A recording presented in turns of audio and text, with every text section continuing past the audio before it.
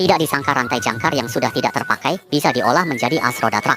Industri manufaktur di Pakistan memang benar-benar memanfaatkan limbah menjadi barang berharga. Misalnya, rantai jangkar yang dipotong secara proporsional ini adalah bahan utama untuk menempa as roda truk. Agar setiap bagian bahan bisa ditempa dan dibentuk, para pekerja pertama-tama akan melemparkannya ke dalam tungku.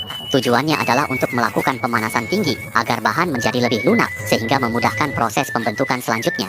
Setelah dipanaskan selama 1 jam, bahan yang menyala merah akan ditempa berulang kali menggunakan palu udara. Dengan cara ini, bahan bisa diperpanjang melalui penempaan untuk memastikan bentuk dasarnya sesuai dengan standar as roda 2. Cetakan ini tidak hanya menyatukan diameter luar semua batang as, tetapi juga memastikan setiap bahan memiliki ukuran lingkaran yang standar. Inilah pekerjaan pembentukan tahap pertama dari bahan.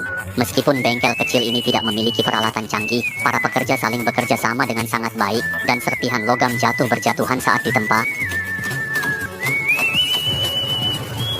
Setelah bahan ditempa menjadi batang as menggunakan palu udara, langkah selanjutnya adalah memasukkannya kembali ke dalam tungku. Tujuannya adalah untuk memanaskan bagian kepala secara terpisah, agar suhu pembentukan flange selanjutnya dapat tercapai. Alasan untuk memanaskan dan membentuknya dalam 2 tahap adalah karena proses penempaan memerlukan suhu yang sangat tinggi. Jika suhu bahan turun dan mendingin, penempaan dapat menyebabkan permukaan retak.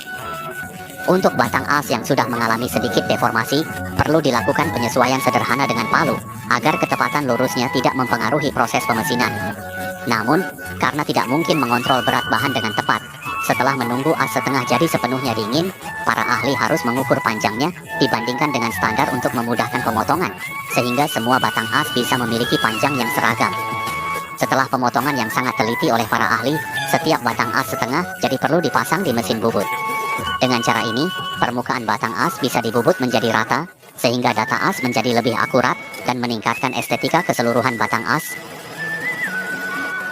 Meskipun ini dapat menyebabkan perubahan berat pada as roda, hanya setelah dibubut di mesin bubut, keselarasan as roda baru bisa benar-benar digunakan di truk. Namun, agar as roda dapat menggerakkan kepala poros roda, para ahli juga perlu menggunakan cetakan lubang standar mereka untuk mengebor flange.